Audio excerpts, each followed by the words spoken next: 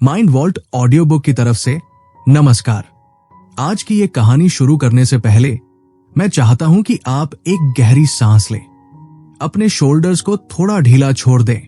अक्सर हम जिंदगी की भागदौड़ में इतने खो जाते हैं कि रुककर सांस लेना भी एक बड़ा टास्क लगने लगता है।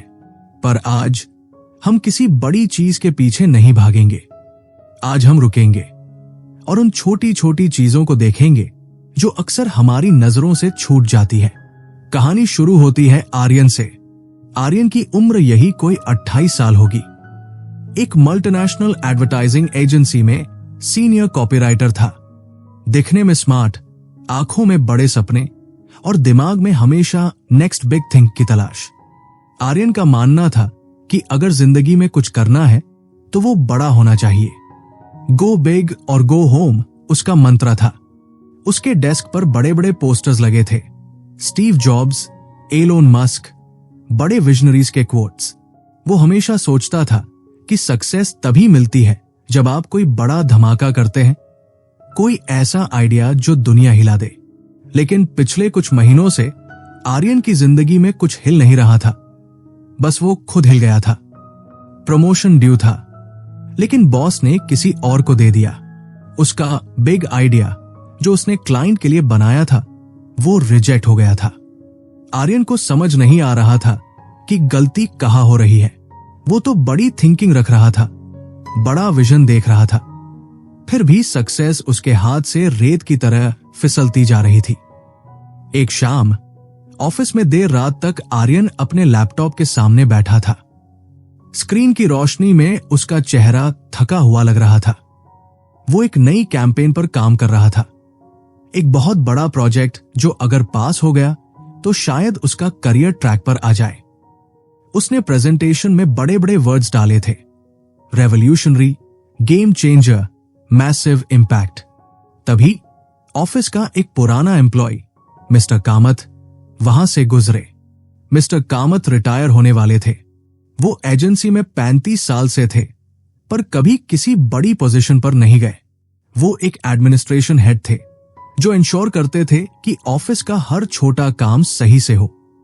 कॉफी मशीन चलती रहे, स्टेशनरी टाइम पर आए, लाइट्स बंद हो। आर्यन उन्हें ज्यादा भाव नहीं देता था। उसे लगता था मिस्टर कामत की जिंदगी स्मॉल है और आर्यन को बिग बनना था। अभी तक घर नहीं गए आर्यन? मिस्टर कामत ने अपनी नरम आवाज में पूछा, हाथ में एक पुरानी फाइल पकड़े हुए। आर्यन ने बिना सर उठाए जवाब दिया, बड़ा काम है सर, बड़ी डेडलाइंस है, आप नहीं समझेंगे। उसके टोन में थोड़ी सी चिढ़ थी, जैसे वो कहना चाहता हो कि आप तो बस पेंसिल और पेपर क्लिप संभालते हो, आप क्या जानो स्ट्रैटेजी क्या होती है। मिस्टर कामत मुस्कुराए। उन्होंने आर्यन के डेस्क के पास रखी एक चेयर खींची और बैठ गए। आर्यन ने मन ही मन सोचा, यार अब ये लेक्चर देंगे। तुम्हें पता है आर्यन, मिस्टर कामत ने धीरे से कहा, इस बिल्डिंग को बनने में कितना वक्त लगा था? आर्यन ने चिढ़कर लैपटॉप बंद किया। पता नहीं सर, 2 से 3 साल, 5 साल, मिस्टर कामत ने कहा। और जब ये बिल्डिंग बन रही थी तो सबसे पहले उन्होंने क्या किया था पता है? उन्होंने नींव खोदी थी, मिट्टी के छोटे छोटे कण हटाए थे, एक एक करके। अगर वो सीधा 50 माले की बिल्डिंग खड़ी करने की सोचते बिना वो मिट्टी हटाए तो ये बिल्डिंग कब की गिर चुकी होती। आर्यन ने गहरी सांस ली। सर, मेटाफोर्स अच्छे लगते हैं सुनने में, पर रियल वर्ल्ड में क्लाइंट्स को रिजल्ट्स चाहिए होते हैं, बड़ी थिंकिंग चाहिए होती है। मिस्टर कामत ने आर्यन की डेस्क पर रखा एक पेपरवेट उठाया। वो एक कांच का ग्लोब था। बड़ी थिंकिंग अच्छी है आर्यन, पर हमारी सोसाइटी हमें हमेशा ये सिखाती है कि don't sweat the small stuff, छोटी चीजों की चिंता मत करो। हम बस बड़ी पिक्चर देखने में लगे रहते हैं और उस चक्कर में हम वो छोटे डिटेल्स मिस कर देते हैं जो एक्चुअली में उस बड़ी पिक्चर को बनाते हैं। आर्यन थोड़ा कंफ्यूज हुआ। मतलब? मिस्टर कामत ने कहा, मुझे याद है जब तुमने पिछले महीने वो बड़ा पिच दिया था। मैंने तुम्हारी प्रेजेंटेशन देखी थी ट्रैश बिन में। आर्यन का चेहरा लाल हो गया। आइडिया बुरा नहीं था, मिस्टर कामत ने आगे कहा, लेकिन तुमने नोटिस किया पेज नंबर 3 पर क्लाइंट के कंपनी का नाम गलत स्पेल किया था तुमने, और पेज 10 पर जो ग्राफ था उसका डेटा पुराना था। तुम गेम चेंजर आइडिया बेच रहे थे, लेकिन तुम्हारा ध्यान उस छोटे से टाइपो पर नहीं गया। क्लाइंट ने तुम्हारा बड़ा आइडिया नहीं देखा आर्यन, उन्होंने वो छोटी गलती देखी। क्योंकि अगर तुम छोटी चीजों का ख्याल नहीं रख सकते तो वो तुम्हें अपना बड़ा ब्रांड कैसे सौंप दे। आर्यन चुप हो गया। बात चुभी थी पर सच थी। उसने वाकई वो टाइपोस इग्नोर किए थे, ये सोचकर कि आइडिया इतना स्ट्रांग है कि ये सब मैटर नहीं करेगा। मिस्टर कामत ने ग्लोब वापस रखा और खड़े हो गए। तुम्हें पता है, दलाई लामा ने एक बार कहा था, अगर तुम्हें लगता है कि तुम इतने छोटे हो कि कोई फर्क नहीं पड़ता, तो कभी एक मच्छर के साथ कमरे में सोकर देखना। वो एक छोटा सा मच्छर तुम्हारी पूरी रात की नींद खराब कर सकता है। वैसे ही एक छोटी सी गलती तुम्हारे बड़े करियर को डिरेल कर सकती है। आर्यन सुन्न बैठा रहा। मिस्टर कामत जाने लगे, फिर रुके। नायग्रा फॉल्स गए हो कभी? नहीं, आर्यन ने धीरे से कहा। वहां एक ब्रिज है, अमेरिका और कनाडा के बीच। मिस्टर कामत ने बताना शुरू किया। बहुत बड़ा सस्पेंशन ब्रिज। जब उसे बनाने की बात हुई थी 1848 में, तो इंजीनियर्स परेशान थे। नदी इतनी तेज थी कि कोई बोट तार लेकर उस पार नहीं जा सकती थी, और बिना तार के ब्रिज कैसे बनता? बड़े बड़े इंजीनियर्स फेल हो गए। फिर एक आम आदमी ने आइडिया दिया। कोई रॉकेट नहीं, कोई बॉम्ब नहीं। उसने कहा, एक पतंग उड़ाओ। पतंग? आर्यन ने हैरानी से पूछा। हां, एक पतंग। मिस्टर कामत की आंखों में चमक थी। एक बच्चे ने, होमन वॉल्श नाम था उसका, एक पतंग उड़ाई और उसे नदी के उस पार पहुंचाया। पतंग की वो पतली सी डोर जब उस पार पहुंची, तो उस डोर से उन्होंने एक थोड़ी मोटी रस्सी बांधी और उसे खींचा। फिर उस रस्सी से एक और मोटी रस्सी, और फिर एक स्टील का केबल। वो पूरा विशाल ब्रिज उस एक मामूली सी पतंग की डोर से शुरू हुआ था। तुम सीधा स्टील का केबल फेंक रहे हो आर्यन। पहले पतंग तो उड़ाओ। मिस्टर कामत चले गए, लेकिन आर्यन वही बैठा रह गया। हॉलवे में अंधेरा था, बस मिस्टर कामत के जाने की आहट थी। आर्यन के दिमाग में वो कहानी घूमने लगी। पतंग की डोर। वो हमेशा से ब्रिज बनाने की कोशिश कर रहा था। वो हमेशा से वो बिग लीप चाहता था। प्रमोशन, बड़ा घर, बड़ी गाड़ी। लेकिन क्या वो अपनी पतंग की डोर संभाल रहा था? उसने अपना लैपटॉप खोला। प्रेजेंटेशन वही थी, रेवोल्यूशनरी आइडिया। लेकिन इस बार उसने कंटेंट नहीं पढ़ा। उसने फॉन्ट चेक किया, उसने स्पेसिंग देखी। उसने देखा कि उसने क्लाइंट के लोगों का कलर थोड़ा सा फेड कर दिया था बैकग्राउंड में। छोटी चीज, शायद कोई नोटिस ना करे, पर मिस्टर कामत की बात उसके कान में गूंज रही थी। क्लाइंट ने तुम्हारा बड़ा आइडिया नहीं देखा, उन्होंने वो छोटी गलती देखी। उस रात आर्यन घर जल्दी नहीं गया। वो बैठा रहा, पर इस बार वो नया धमाकेदार आइडिया सोचने के बजाय पुराने डेटा को रीचेक करने लगा। एक एक सेल, एक एक नंबर। सुबह जब वो घर जाने के लिए निकला तो सूरज निकल रहा था। लिफ्ट के पास गार्ड खड़ा था, राम सिंह। आर्यन हमेशा फोन पर बात करते हुए निकल जाता था, कभी राम सिंह की तरफ देखता भी नहीं था। उसे लगता था कि मैं बिजी हूं, मैं इंपॉर्टेंट हूं। लेकिन आज लिफ्ट का बटन दबाने से पहले आर्यन रुका। उसने राम सिंह को देखा। राम सिंह की यूनिफॉर्म थोड़ी ढीली थी और वो उबासी ले रहा था। Good morning Ram Singh ji. आर्यन ने पहली बार उसका नाम लिया। राम सिंह हड़बड़ा गया, जैसे उसे यकीन ना हो रहा हो। वो सीधा खड़ा हो गया। गुड मॉर्निंग साहब, आज बड़ी देर तक काम किया आपने। हाँ, कुछ छोटी चीजों को ठीक कर रहा था। आर्यन ने मुस्कुराते हुए कहा। आपकी नाइट शिफ्ट थी? जी साहब, बस अभी खत्म होने वाली है, राम सिंह ने जवाब दिया। उसके चेहरे पर एक अलग सी खुशी थी कि किसी बड़े साहब ने उससे बात की। आर्यन लिफ्ट में चला गया, लेकिन उसे एक अजीब सा सुकून महसूस हुआ। ये वो हां नहीं था जो किसी बड़ी डील को क्रैक करने पर मिलता था। ये कुछ और था, कुछ सॉफ्ट, कुछ स्मॉल, जैसे पतंग की डोर हाथ में आ गई हो। रास्ते भर वो मिस्टर कामत की बातों के बारे में सोचता रहा। क्या सच में सफलता का राज उन बड़ी छलांगों में नहीं, बल्कि उन नन्हे कदमों में है जो हम रोज लेते हैं? क्या वो अब तक गलत दिशा में भाग रहा था? घर पहुंचकर आर्यन ने अपने जूते उतारे और सोफे पर गिर गया। उसके सामने टेबल पर वो किताब पड़ी थी जो उसने महीनों पहले खरीदी थी पर पढ़ी नहीं थी, थिंकिंग बिग। उसने उसे उठाया और साइड में रख दिया। उसके दिमाग में एक नया थॉट प्रोसेस शुरू हो चुका था। अगर वो अपनी जिंदगी को एडिट करे, वैसे ही जैसे उसने अपनी प्रेजेंटेशन को किया था, अगर वो उन छोटी डिटेल्स पर ध्यान दे जो उसने इग्नोर कर रखी है, जैसे मां का फोन जो उसने 2 दिन से नहीं उठाया, जैसे वो जिम मेंबरशिप जो वो पे कर रहा है पर जा नहीं रहा, जैसे वो दोस्त जिसका बर्थडे वो भूल गया था क्योंकि वो बड़े प्रोजेक्ट में बिजी था।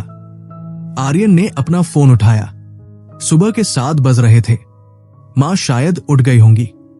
उसने नंबर डायल किया। हेलो आर्यन? मां की आवाज में चिंता थी। इतनी सुबह फोन? सब ठीक है बेटा? हाँ मां, सब ठीक है, आर्यन ने कहा। उसकी आवाज में थोड़ी नमी थी। बस ऐसे ही फोन किया, गुड मॉर्निंग बोलने के लिए।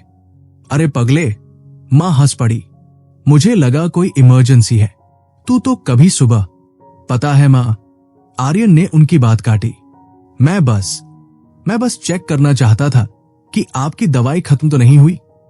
पिछली बार आप कह रही थी कि घुटनों में दर्द है। एक पल की खामोशी थी दूसरी तरफ।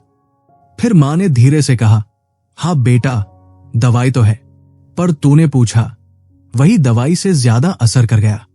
फोन रखने के बाद आर्यन को लगा जैसे उसने एक और डोर बांध दी है उस ब्रिज पर। एक छोटी सी कॉल, एक छोटा सा सवाल, पर उसका असर बड़ा था। लेकिन असली चैलेंज तो अब शुरू होने वाला था। ऑफिस में आज एक नया क्लाइंट आने वाला था। एक ऐसी कंपनी जिसके बारे में रूमर्स थे कि वो बहुत डिफिकल्ट है। उन्हें इंप्रेस करना नामुमकिन है। आर्यन की टीम पिछले 1 हफ्ते से बिग पिच तैयार कर रही थी। बड़ी स्लाइड्स, बड़ा शो। लेकिन आर्यन के दिमाग में अब कुछ और चल रहा था। मिस्टर कामत ने कहा था कि ब्रिज बनाने के लिए पहले पतंग उड़ानी पड़ती है। तो इस नए क्लाइंट के साथ वो पतंग क्या होगी? वो कौन सी छोटी चीज है जो सब मिस कर रहे हैं? आर्यन ना धोकर वापस ऑफिस के लिए निकला, पर आज उसकी नजर बदल गई थी। वो बिग पिक्चर नहीं ढूंढ रहा था, वो पिक्सल्स ढूंढ रहा था, वो डिटेल्स ढूंढ रहा था। जब वो ऑफिस पहुंचा तो कॉन्फ्रेंस रूम में टेंशन थी। सब लोग फाइनल स्लाइड्स चेक कर रहे थे। आर्यन का बॉस मिस्टर मेहरा चिल्ला रहा था, लोगो बड़ा करो, म्यूजिक तेज होना चाहिए, हमें उन्हें ब्लो अवे करना है। आर्यन चुपचाप अपनी सीट पर बैठ गया। उसने क्लाइंट मिस्टर रॉय के बारे में रिसर्च शुरू की, लेकिन कंपनी की बैलेंस शीट नहीं, कुछ और। उसने मिस्टर रॉय के पुराने इंटरव्यूज पढ़े, उनके आर्टिकल्स ढूंढे। वो ढूंढ रहा था वो थ्रेड, वो पतंग की डोर। और तभी उसे एक छोटा सा आर्टिकल मिला, एक लोकल न्यूज़पेपर के पेज 10 पर, 5 साल पुराना। उसमें लिखा था कि मिस्टर रॉय को विंटेज फाउंटेन पेन्स कलेक्ट करने का शौक है। एक छोटा सा डिटेल, एकदम इनसिग्निफिकेंट, बिजनेस से कोई लेना देना नहीं। Fountain pens. आर्यन ने फुसफुसाया, क्या ये वो पतंग हो सकती है, या ये भी एक बेवकूफी होगी? क्या एक $multi-million डील एक पेन की बात पर टिक सकती है? आर्यन को मिस्टर कामत की बात याद आई, small things make the biggest difference. अब आर्यन के पास एक चॉइस थी, या तो वो मिस्टर मेहरा के लाउड एंड बिग अप्रोच के साथ जाए, या फिर रिस्क लेकर कुछ छोटा ट्राई करे। कॉन्फ्रेंस रूम का दरवाजा खुला। मिस्टर रॉय अंदर आए, सूट में, सीरियस चेहरा, हाथ में एक महंगी लेदर फाइल। मिस्टर मेहरा ने जोर शोर से स्वागत किया। वेलकम मिस्टर रॉय, हमारे पास आज आपके लिए एक धमाकेदार आइडिया है। मिस्टर रॉय ने बस सर हिलाया और बैठ गए। उन्होंने अपनी जेब से एक पेन निकाला और टेबल पर रखा। आर्यन की नजर सीधी उस पेन पर गई। वो कोई आम पेन नहीं था।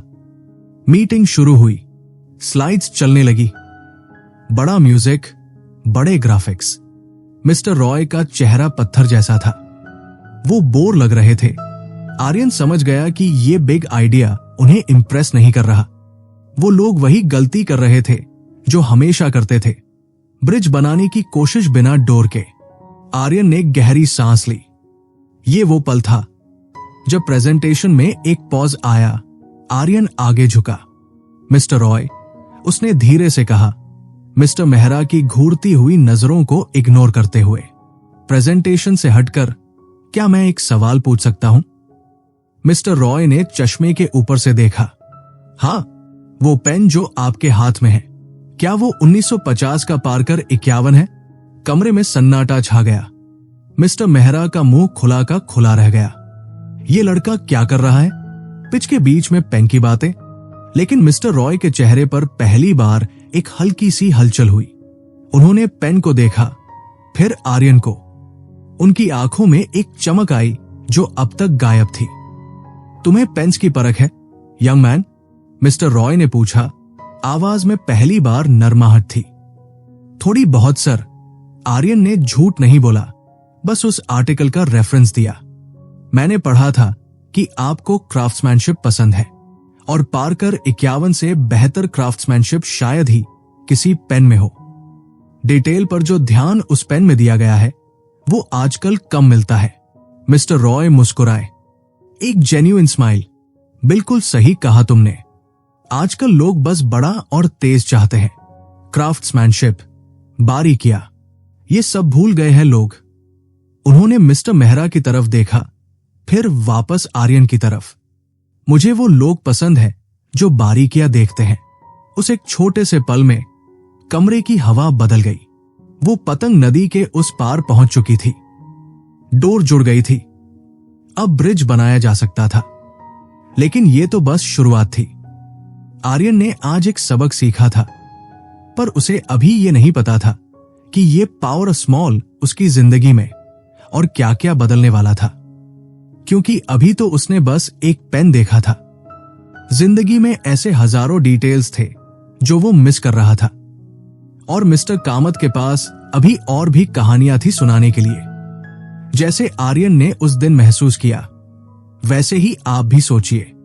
आज पूरे दिन में आपने कितनी छोटी चीजों को इग्नोर किया? कितनी बार आपने किसी की बात काटकर अपनी बड़ी बात रखी? कितनी बार आपने थैंक यू बोला बिना आंखों में देखे? माइंड वॉल्ट ऑडियो बुक पर यह सफर अभी शुरू हुआ है। अगले भाग में हम देखेंगे कि कैसे आर्यन इस नई सोच को लेकर अपने करियर के सबसे बड़े चैलेंज को फेस करता है। क्या सिर्फ स्मॉल टॉक से बड़ी डील मिल सकती है, या कभी कभी छोटा सोचना भी खतरनाक हो सकता है? तब तक अपनी पतंग की डोर को मत छोड़िए, क्योंकि वही आपको उस पार ले जाएगी। आर्यन को अपनी पीठ पर मिस्टर मेहरा की जलती हुई निगाहें महसूस हो रही थी। कमरे में मौजूद बाकी लोग भी हैरान थे कि जहां करोड़ों की डील की बात होनी चाहिए, वहां ये लड़का एक पुराने पेन की चर्चा छेड़कर बैठ गया है। लेकिन मिस्टर रॉय के चेहरे पर जो खिंचाव था वो अब ढीला पड़ चुका था। उन्होंने बड़ी नजाकत से उस पार्कर 51 को वापस अपनी जेब में रखा और मेज पर बिछे उस बिग प्रेजेंटेशन के कागजातों को किनारे सरका दिया। पता है आर्यन, मिस्टर रॉय ने अपनी कुर्सी पर पीछे झुकते हुए कहा, ज्यादातर लोग जब मेरे पास आते हैं तो वो सिर्फ नंबर्स और ग्रोथ की बातें करते हैं। वो मुझे ये समझाते हैं कि उनकी कंपनी कितनी बड़ी है, पर कोई ये नहीं देखता कि मैं अपनी चीजों का चुनाव कैसे करता हूं। मुझे वो कारीगरी पसंद है जो शोर नहीं मचाती, बस अपना काम बखूबी करती है। आर्यन समझ गया था कि ये एक बड़ा ओपनिंग है। उसने मिस्टर मेहरा की तरफ एक छोटा सा इशारा किया, जिसका मतलब था अब मैं संभालूंगा। उसने स्क्रीन पर चल रहे उन फ्लैशी एनिमेशंस को बंद कर दिया। सर, असल में हम भी इसी फिलॉसफी में यकीन रखते हैं। आर्यन ने आवाज को बहुत ही शांत और इंट्रोस्पेक्टिव रखते हुए कहा, अक्सर हम सोचते हैं कि अटेंशन पाने के लिए हमें चिल्लाना होगा, पर सच्चाई यह है कि फोकस छोटे डिटेल्स में ही छुपा होता है। जैसे इस पेन का क्लिप या फिर आपके कैंपेन का वो एक छोटा सा थैंक यू नोट जो कस्टमर को प्रोडक्ट मिलने के बाद भेजा जाएगा। ये छोटी जेस्चर्स ही लॉयल्टी बनाती है। मिस्टर रॉय ने गौर से सुना। अगले 1 घंटे तक आर्यन ने कोई बड़ा वादा नहीं किया। उसने बस ये बताया कि कैसे उनकी एजेंसी छोटे छोटे टच पॉइंट्स को इंप्रूव करेगी। वो बात कर रहा था कस्टमर सर्विस की ईमेल्स के फॉन्ट की, पैकेजिंग के टेक्सचर की और उस मुस्कुराहट की जो डिलीवरी बॉय के चेहरे पर होनी चाहिए। ये सब वो स्मॉल थिंग्स थी जिन्हें किताब में दी पावर ऑफ स्मॉल का आधार माना गया है। जब मीटिंग खत्म हुई, मिस्टर रॉय ने पहली बार खड़े होकर आर्यन से हाथ मिलाया। मुझे तुम्हारी स्ट्रैटेजी पसंद आई। तुम बिग रिजल्ट के पीछे नहीं भाग रहे, तुम नींव को मजबूत करने की बात कर रहे हो। हम साथ काम करेंगे। मिस्टर मेहरा का चेहरा देखने लायक था। जैसे ही मिस्टर रॉय कमरे से बाहर निकले, उन्होंने आर्यन के कंधे पर हाथ रखा, पर इस बार गुस्से में नहीं, बल्कि हैरानी में। ये क्या जादू था? सालों से मैं इन्हें पिच कर रहा हूं, पर आज जो हुआ वो कभी नहीं हुआ। आर्यन मुस्कुराया। जादू नहीं था सर, बस एक पतंग की डोर थी। उस शाम आर्यन को दफ्तर में रुकने की जरूरत नहीं थी, पर वो फिर भी बैठ गया। उसकी आदत थी, काम खत्म मतलब घर भागो। पर आज उसका मन शांत था। वो मिस्टर कामत के केबिन की तरफ गया। मिस्टर कामत अपनी मेज साफ कर रहे थे, शायद घर जाने की तैयारी में। काम हो गया? मिस्टर कामत ने बिना देखे पूछा। जी सर, डील फाइनल हो गई, आर्यन ने मेज के कोने पर बैठते हुए कहा। पर मुझे एक बात समझ नहीं आई, सिर्फ एक पेन की बात से इतना बड़ा बदलाव कैसे आ गया? मिस्टर कामत अपनी कुर्सी से उठे और खिड़की के पास जाकर खड़े हो गए, जहां से नीचे सड़क पर गाड़ियों की लाइटें साफ दिख रही थी। सिर्फ पेन की बात नहीं थी आर्यन, तुमने उन्हें यह एहसास दिलाया कि तुमने उन पर अटेंशन दिया है। आज की दुनिया में अटेंशन सबसे महंगी चीज है। जब तुम किसी की छोटी सी पसंद या आदत को नोटिस करते हो, तो तुम उन्हें यह बताते हो कि वो तुम्हारे लिए सिर्फ एक डील नहीं, एक इंसान है। और इंसान हमेशा इंसान से जुड़ना चाहता है, किसी बड़ी कॉरपोरेट मशीन से नहीं। आर्यन ने गौर किया कि मिस्टर कामत की मेज पर एक छोटा सा पौधा रखा था। वो सूखा नहीं था, बल्कि बहुत ही हरा भरा था। आप इसे रोज पानी देते हैं? आर्यन ने पूछा। रोज, मिस्टर कामत बोले। सिर्फ एक छोटा सा कप पानी। अगर मैं एक ही दिन में एक बाल्टी पानी डाल दूं, तो ये मर जाएगा। पर रोज थोड़ा थोड़ा पानी इसे जिंदा रखता है। सक्सेस भी ऐसी ही है आर्यन। ये कोई इवेंट नहीं है जो एक दिन अचानक हो जाए।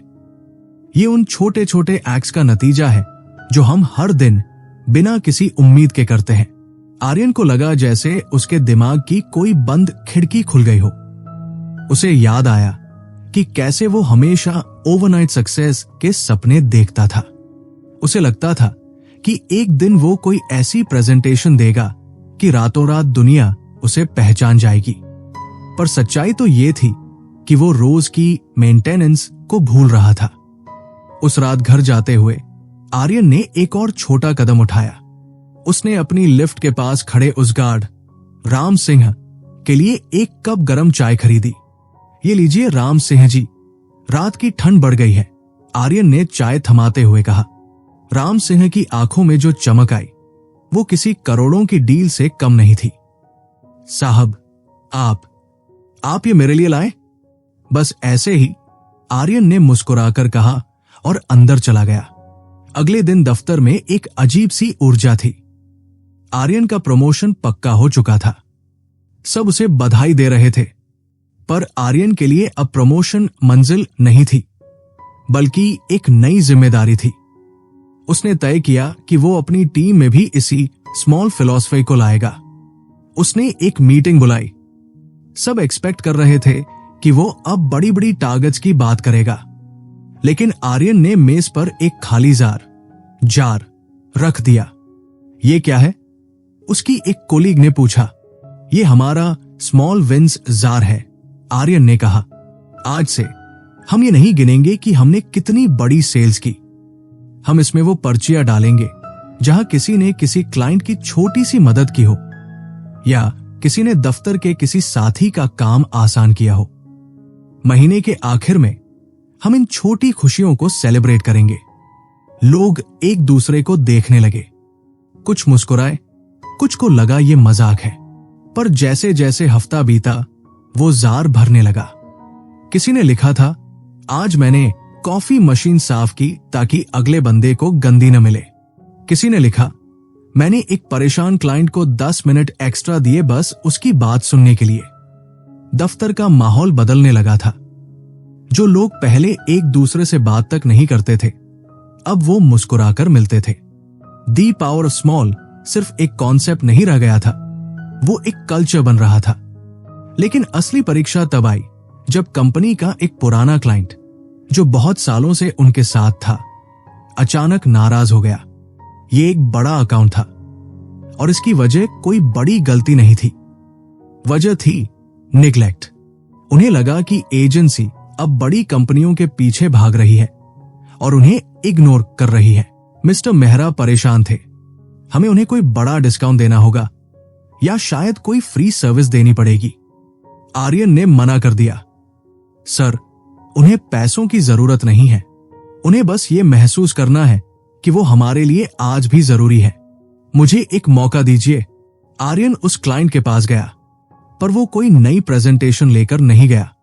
वो अपने साथ एक छोटी सी पुरानी डायरी लेकर गया था, जिसमें उसने उस क्लाइंट के साथ एजेंसी के पिछले 10 सालों के सफर के छोटे छोटे पल लिखे थे। उसने उन्हें वो दिन याद दिलाया जब एजेंसी सिर्फ 2 कमरों की थी और इस क्लाइंट ने उन पर भरोसा किया था। उसने उन छोटी छोटी जीत की बातें की जो अब कोई याद नहीं रखता था। हम ये नहीं भूल सकते कि हमारी शुरुआत कहां से हुई थी। आर्यन ने नरमी से कहा, आप हमारे लिए सिर्फ एक क्लाइंट नहीं, हमारी नींव है। वो क्लाइंट जो गुस्से में चिल्लाने के लिए तैयार था, एकदम शांत हो गया।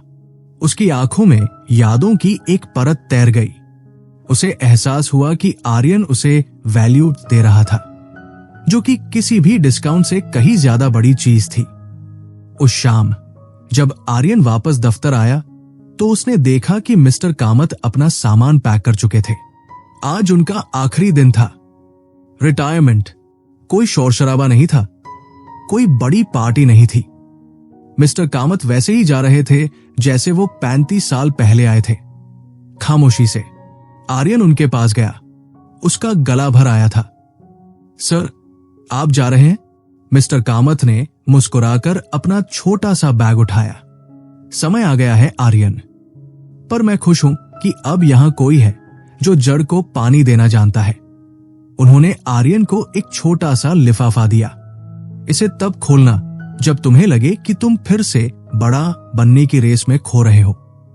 आर्यन ने लिफाफा जेब में रखा और उन्हें टैक्सी तक छोड़ने गया। जब टैक्सी चली गई, आर्यन दफ्तर की छत पर गया। रात की ठंडी हवा चल रही थी। उसने वो लिफाफा खोला।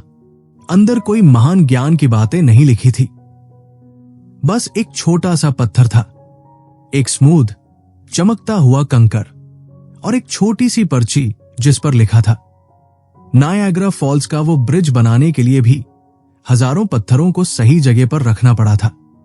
हर पत्थर जरूरी है। आर्यन ने उस कंकड़ को अपनी मुट्ठी में भींच लिया।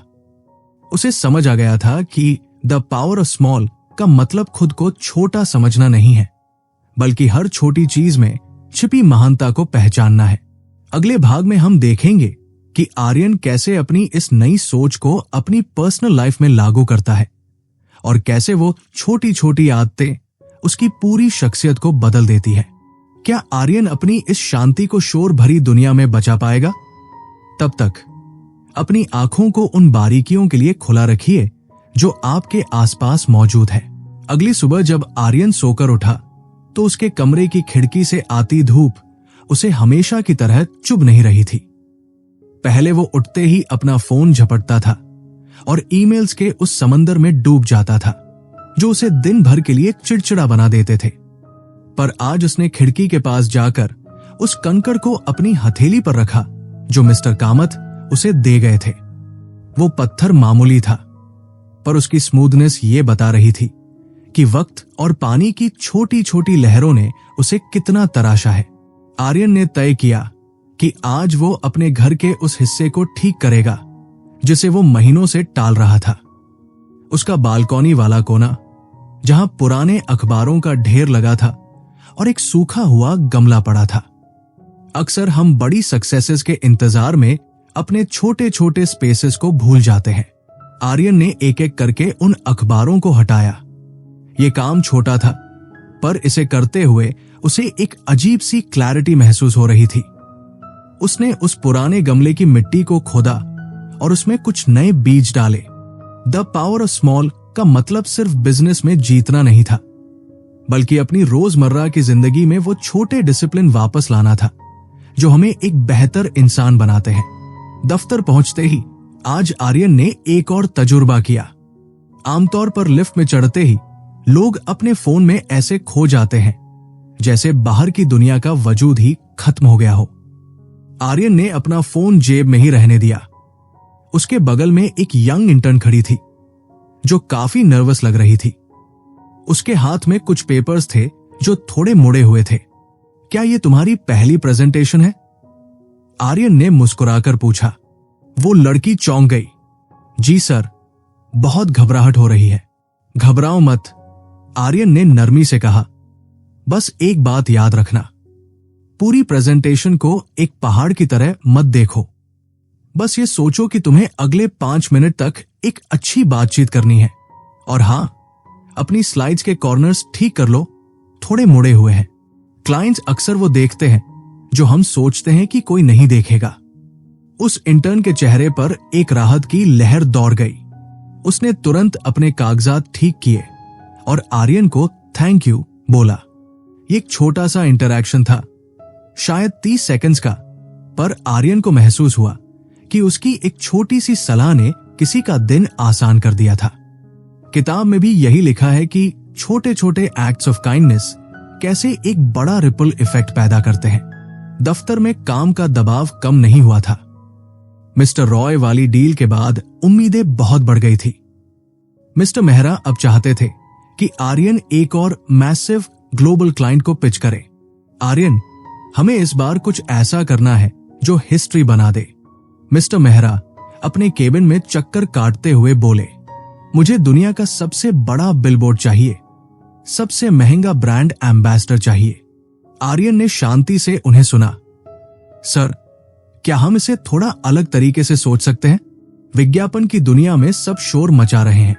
क्यों ना हम इस बार अपनी आवाज को थोड़ा धीमा करें ताकि लोग सुनने के लिए करीब आए? मिस्टर मेहरा थोड़े उलझन में दिखे। मतलब, ये क्लाइंट एक हेल्थ ड्रिंक कंपनी है, आर्यन ने समझाना शुरू किया। बजाय इसके कि हम टीवी पर बड़े बड़े एथलीट्स को दिखाएं, क्यों ना हम उन छोटी आदतों पर फोकस करें जो सेहत बनाती हैं, जैसे लिफ्ट की जगह सीढ़ियां चढ़ना या एक ग्लास पानी एक्स्ट्रा पीना। The power of micro habits. लोग बड़े बदलावों से डरते हैं, पर वो छोटी चीजें आसानी से कर सकते हैं। अगले कुछ दिन आर्यन ने इसी कॉन्सेप्ट पर अपनी टीम के साथ काम किया। उन्होंने स्मॉल स्टेप्स नाम से एक कैंपेन डिजाइन किया। इसमें कोई शोर नहीं था, बस छोटी छोटी इमोशनल कहानियां थी। शाम को काम खत्म करने के बाद आर्यन अक्सर मिस्टर कामत के केबिन के पास से गुजरता था। अब वहां कोई नया इंसान बैठा था जो हमेशा जल्दबाजी में रहता था। आर्यन को महसूस हुआ कि संस्थाएं, इंस्टीट्यूशंस लोगों से बनती है और हर इंसान उस संस्था की दीवार की एक छोटी ईंट की तरह होता है। अगर एक भी ईंट सही से न लगी हो तो पूरी दीवार कमजोर हो सकती है। घर लौटते समय आर्यन ने देखा कि उसकी मां का फिर से फोन आया था। इस बार उसने टालने के बजाय तुरंत कॉल बैक किया। हाँ मां, बोलिए। बेटा, कुछ नहीं, बस ये पूछना था कि इस वीकेंड घर आ पाएगा? तेरे पापा तेरी पसंद की सब्जी लाने की बात कर रहे थे। पहले आर्यन कहता कि मां, बहुत काम है, अगली बार देखूंगा, पर आज उसने अपने स्केड्यूल की ओर देखा। अगर वो शुक्रवार रात को 2 घंटे एक्स्ट्रा काम कर ले तो वो शनिवार को घर जा सकता था। ठीक है मां, मैं शनिवार सुबह पहुंच जाऊंगा। दूसरी तरफ मां की आवाज की वो खुशी आर्यन के लिए किसी भी अवार्ड से बड़ी थी। उसे समझ आया कि रिश्तों की डोर भी उन छोटी छोटी हाँ से बनी होती है जिन्हें हम अक्सर काम के बहाने ना कह देते हैं। दफ्तर में आर्यन का स्मॉल विंस जार अब आधा भर चुका था। लोग अब छोटी छोटी चीजों को सेलिब्रेट करने लगे थे। एक दिन आर्यन ने देखा कि उसकी टीम की एक मेंबर जो हमेशा चुपचाप रहती थी आज बहुत खुश थी। क्या हुआ सानिया? आर्यन ने पूछा। सर, कल मैंने एक छोटे से टाइपो को पकड़ा था जो प्रिंट होने जा रहा था। जार में पर्ची डालते वक्त मुझे पहली बार लगा कि मेरे काम की भी अहमियत है, उसने गर्व से कहा। आर्यन को एहसास हुआ कि जब हम छोटे कामों को सम्मान देते हैं तो हम उन लोगों को सम्मान देते हैं जो उन्हें करते हैं। बड़े गोल्स अक्सर लोगों को डरा देते हैं, पर छोटी उपलब्धियां उन्हें प्रेरित करती है।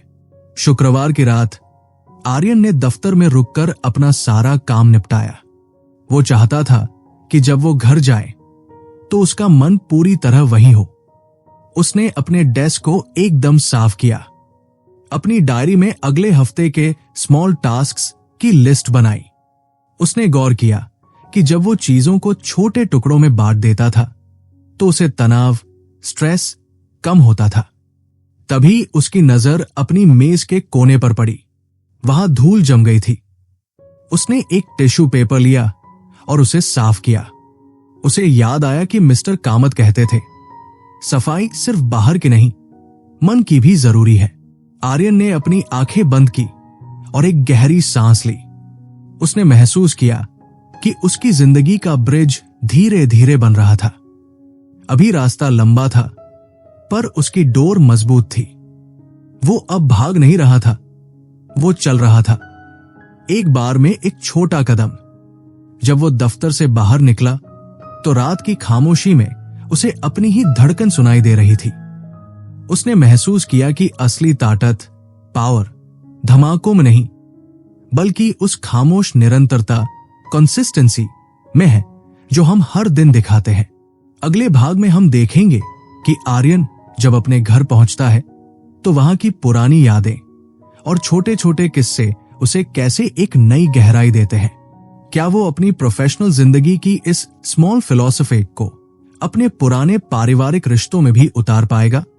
तब तक अपने आसपास की उन छोटी मुस्कुराहटों को गिनना शुरू कीजिए जिन्हें आप अब तक अनदेखा कर रहे थे।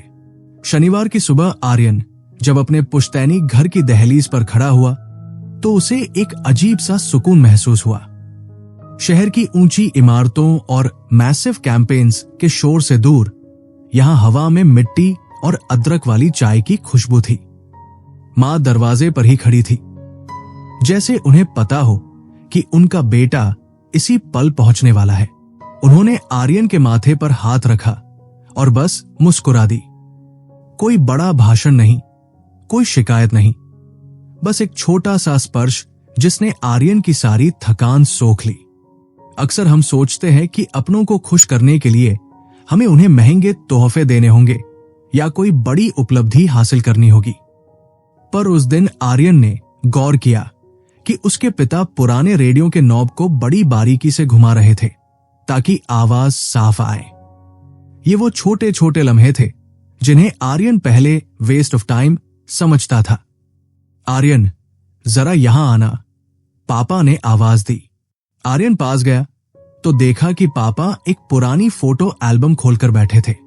उसमें आर्यन के बचपन की एक तस्वीर थी जहां वो एक छोटी सी बाल्टी लेकर समुद्र किनारे रेत का घर बना रहा था। तुझे याद है आर्यन, तू पूरा दिन उस रेत के घर को बनाने में लगा रहता था।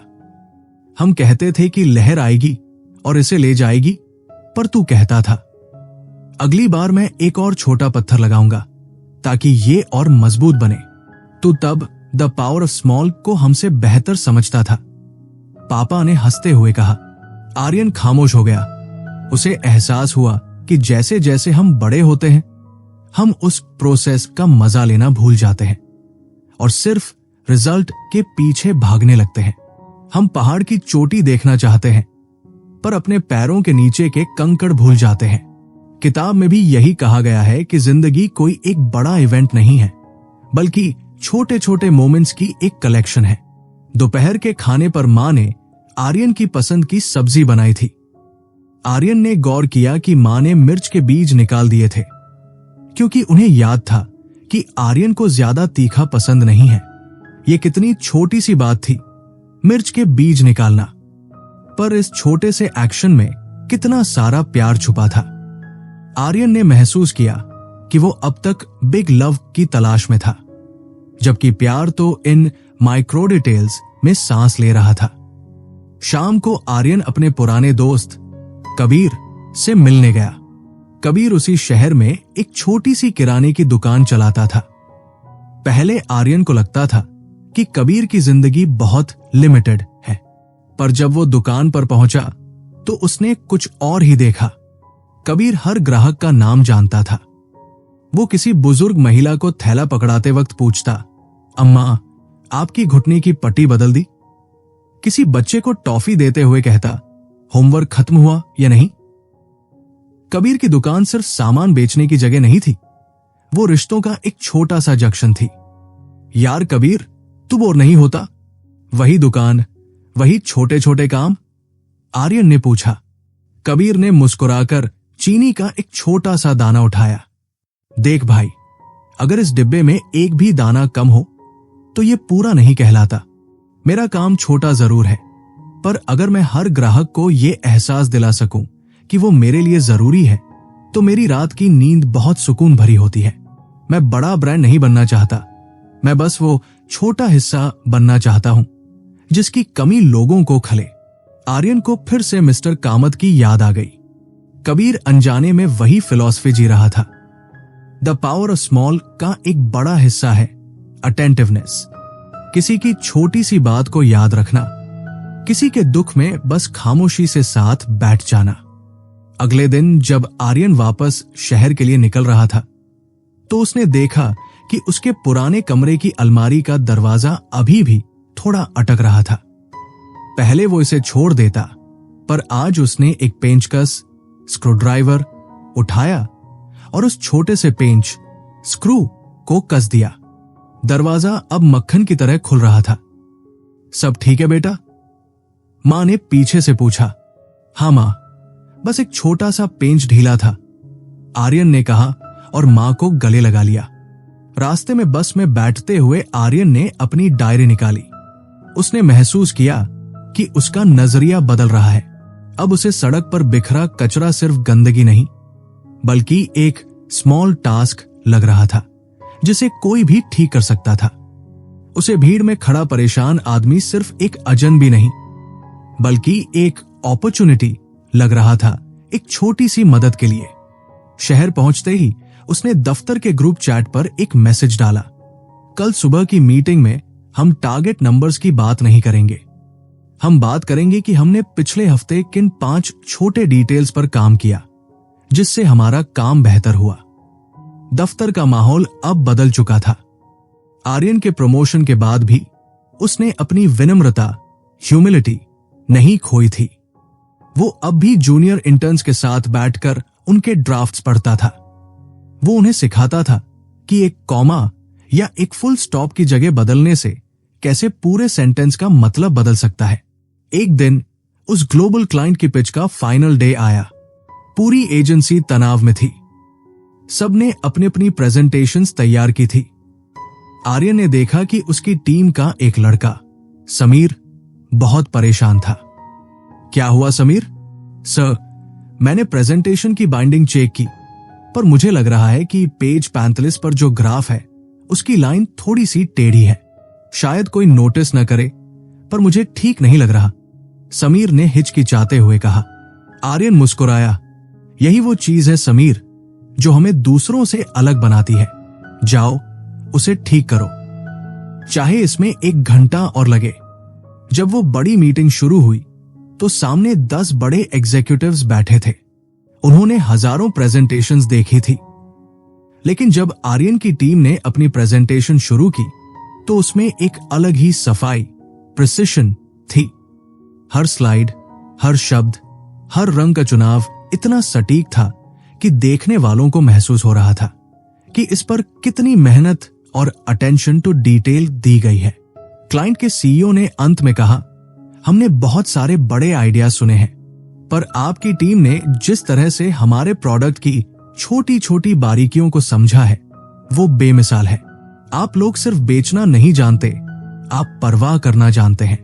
आर्यन को एहसास हुआ कि पावर ऑफ स्मॉल सिर्फ एक थ्योरी नहीं है, ये एक कम्पिटिटिव एडवांटेज है।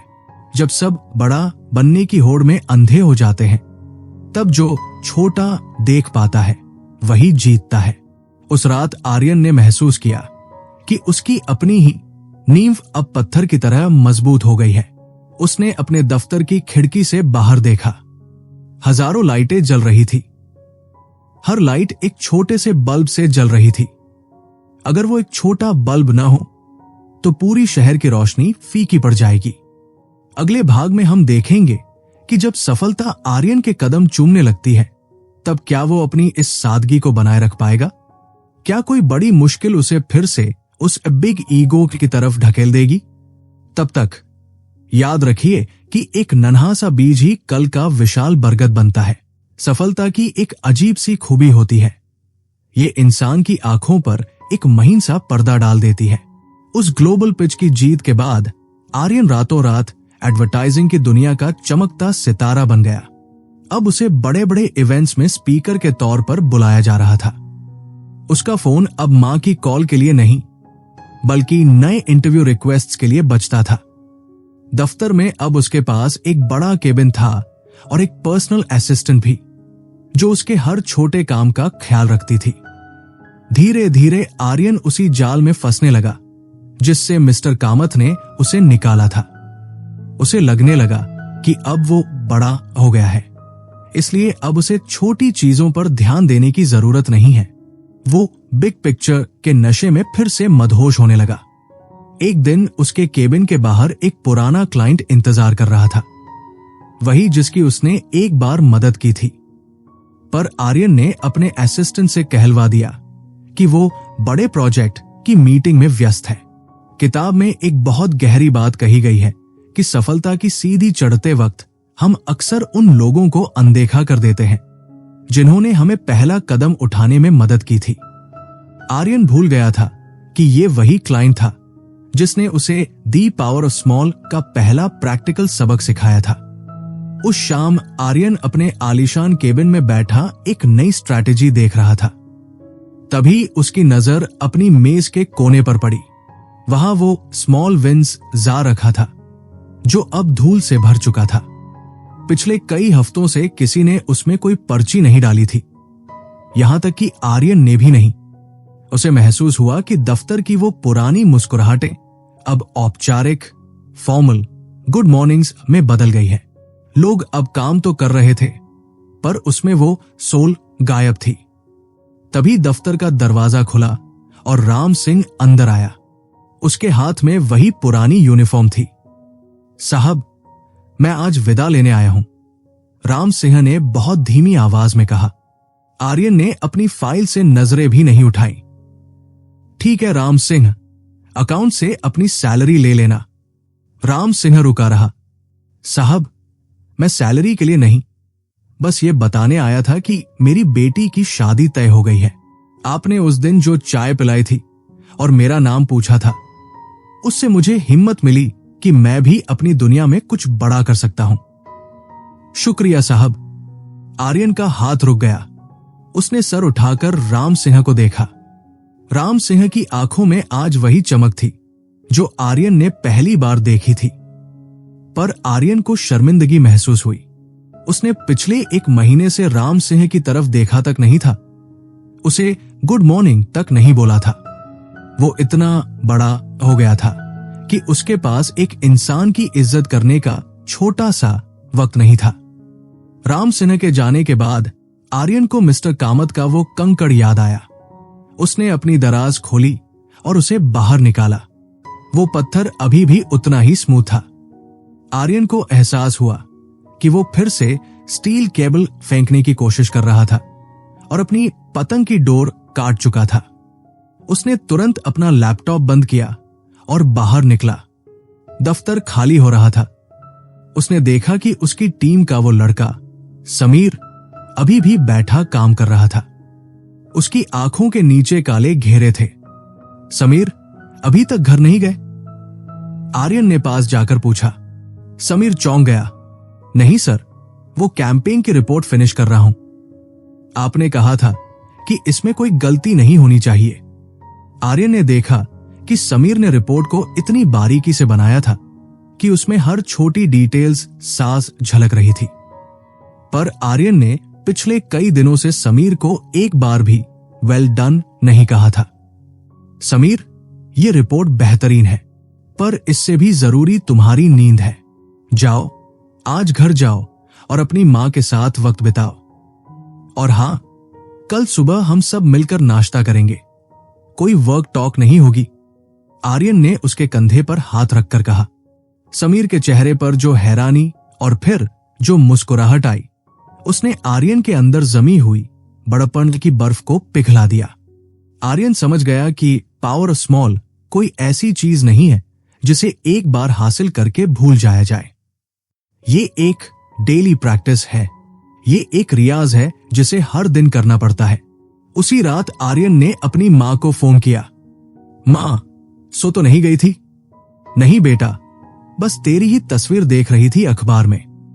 बहुत बड़ा आदमी बन गया है तू, मां ने गर्व से कहा। नहीं मां, बड़ा आदमी बनना बहुत थका देने वाला काम है।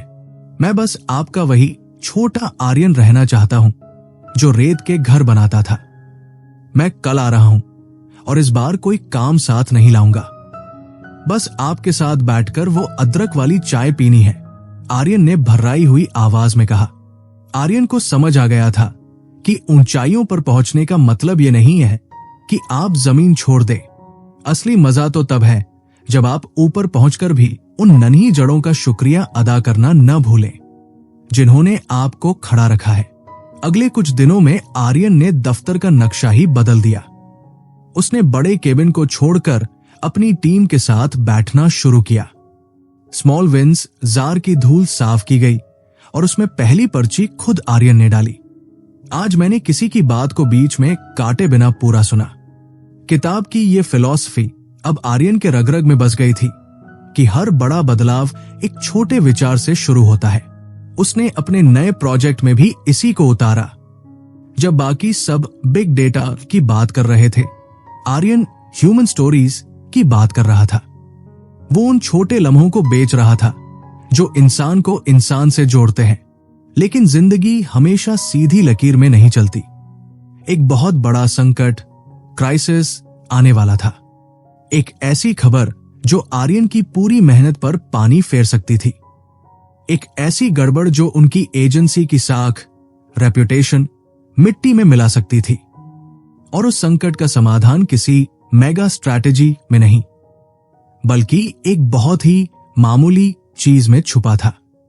क्या आर्यन उस छोटी सी सुई को ढूंढ पाएगा जो पहाड़ जैसी समस्या को हल कर सके? क्या उसकी ये स्मॉल फिलॉसफी उसे इस अग्नि परीक्षा से निकाल पाएगी? अगले और अंतिम भाग में हम देखेंगे आर्यन के इस सफर का निष्कर्ष। कैसे एक छोटा सा फैसला एक पूरी कंपनी का भविष्य बदल देता है और कैसे आर्यन को मिलती है वो शांति जिसकी तलाश में हर इंसान भटक रहा है। तब तक अपने शब्दों का चुनाव सोच समझ कर कीजिए, क्योंकि एक छोटा सा शब्द भी किसी का दिल जीत सकता है या तोड़ सकता है। दफ्तर की हवा में उस सुबह एक अजीब सी कड़वाहट थी।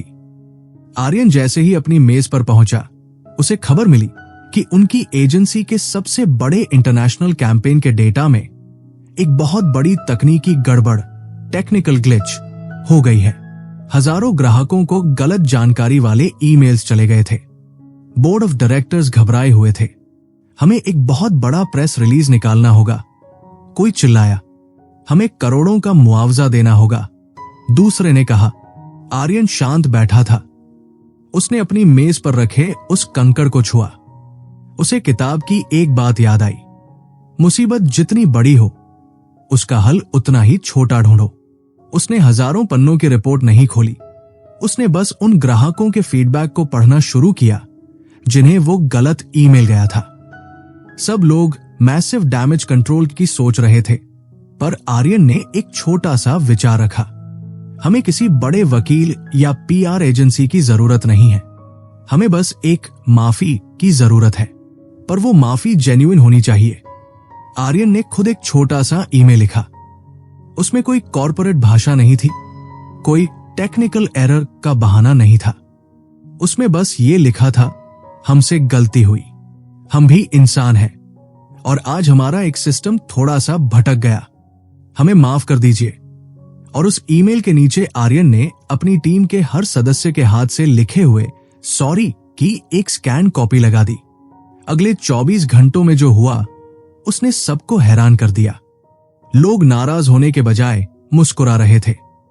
सोशल मीडिया पर लोगों ने लिखा, पहली बार किसी बड़ी कंपनी ने इंसान की तरह बात की है। वो जो एक छोटी सी सच्ची माफी की डोर थी, उसने कंपनी की गिरती हुई साख को न सिर्फ बचाया बल्कि उसे पहले से भी मजबूत कर दिया। उस शाम आर्यन दफ्तर की छत पर अकेला खड़ा था। सूरज ढल रहा था और शहर की रोशनी धीरे धीरे जाग रही थी। तभी पीछे से किसी के चलने की आवाज आई। आर्यन ने मुड़कर देखा। वहां मिस्टर कामत खड़े थे। वो थोड़े दुबले लग रहे थे, पर उनकी आंखों की वो चमक वैसी ही थी। सुना है तुमने एक छोटी सी सुई से पूरा पहाड़ हिला दिया? मिस्टर कामत ने मुस्कुराते हुए कहा। यह सब आपकी दी हुई सीख है सर, आर्यन ने उनके पास जाकर कहा। मैंने समझ लिया है कि द पावर ऑफ स्मॉल सिर्फ एक स्ट्रैटेजी नहीं है, ये जीने का एक तरीका है। जब हम खुद को छोटा महसूस करते हैं तभी हम दूसरों की महानता देख पाते हैं। मिस्टर कामत ने आर्यन के कंधे पर हाथ रखा। बिल्कुल सही। याद रखना आर्यन, दुनिया हमेशा तुम्हें बड़ा बनने के लिए उकसाएगी।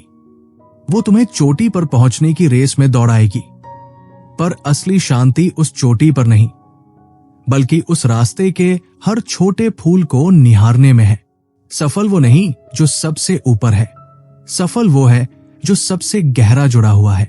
आर्यन ने महसूस किया कि उसके अंदर की वो बेचैनी, वो नेक्स्ट बिग थिंग की भूख अब शांत हो चुकी थी।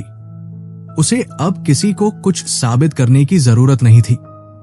उसने अपनी जेब से वो कंकड़ निकाला और मिस्टर कामत को वापस देना चाहा। नहीं आर्यन, इसे अपने पास रखो, मिस्टर कामत ने मना कर दिया। इसे किसी ऐसे को देना जिसे लगे कि उसकी जिंदगी में छोटी चीजों की कोई जगह नहीं है। ये एक परंपरा, लेगेसी है, इसे आगे बढ़ाते रहना। आर्यन ने सर झुकाकर उनकी बात मान ली। जब वो नीचे उतरा तो उसने देखा कि दफ्तर की वो इंटर्न जिसे उसने पहले दिन सलाह दी थी, अब आत्मविश्वास के साथ अपनी टीम को लीड कर रही थी। उसने देखा कि समीर अब काम के साथ साथ अपनी सेहत का भी ख्याल रख रहा था। और राम सिंह, वो अपनी बेटी की शादी के कार्ड बांट रहा था। आर्यन ने अपनी गाड़ी की चाबी उठाई और घर की ओर चल दिया। रास्ते में उसने एक छोटी सी दुकान पर रुककर चमेली के फूलों का एक गजरा खरीदा। उसे याद था कि मां को इसकी खुशबू बहुत पसंद है। ये एक छोटा सा तोहफा था, पर उसे पता था कि घर पहुंचते ही मां के चेहरे पर जो चमक आएगी वो दुनिया की हर दौलत से बड़ी होगी। दफ्तर की वो बड़ी बड़ी प्रेजेंटेशंस, वो करोड़ों की डील्स, वो तालियां, सब अपनी जगह थी। पर आर्यन के लिए अब सक्सेस की परिभाषा बदल गई थी। अब उसके लिए सफलता का मतलब था एक सुकून भरी नींद, अपनों के साथ एक कप चाय और ये संतोष कि आज उसने किसी की जिंदगी में एक छोटा सा पर सकारात्मक बदलाव लाया है। अंधेरा बध रहा था, पर आर्यन को डर नहीं था। उसे पता था कि अगर वो हर दिन बस एक छोटी सी मोमबत्ती जलाता रहे तो अंधेरा कभी जीत नहीं पाएगा। द पावर ऑफ स्मॉल उसके लिए अब एक किताब का शीर्षक नहीं था, उसके दिल की धड़कन बन चुका था। माइंड वॉल्ट ऑडियो बुक की तरफ से ये थी आर्यन की कहानी, पर असल में ये कहानी आपकी भी हो सकती है। हम अक्सर बड़े चमत्कारों के इंतजार में उन छोटे जादुई लम्हों को खो देते हैं जो हमारे ठीक सामने होते हैं। आज जब आप सोएं तो सोचिएगा, वो कौन सी एक छोटी चीज है जो आप कल बेहतर कर सकते हैं। वो कौन सा एक छोटा सा धन्यवाद है जो आपने अब तक नहीं कहा? जिंदगी को बड़ा बनाने के चक्कर में उसे जीना मत भूलिएगा, क्योंकि अंत में वो छोटी यादें ही हैं जो हमारे साथ रह जाती हैं। माइंड वॉल्ट ऑडियो बुक सुनने के लिए आपका बहुत बहुत शुक्रिया। अपना और अपने अपनों का ख्याल रखिए और याद रखिए, हर छोटा कदम मायने रखता है। नमस्कार।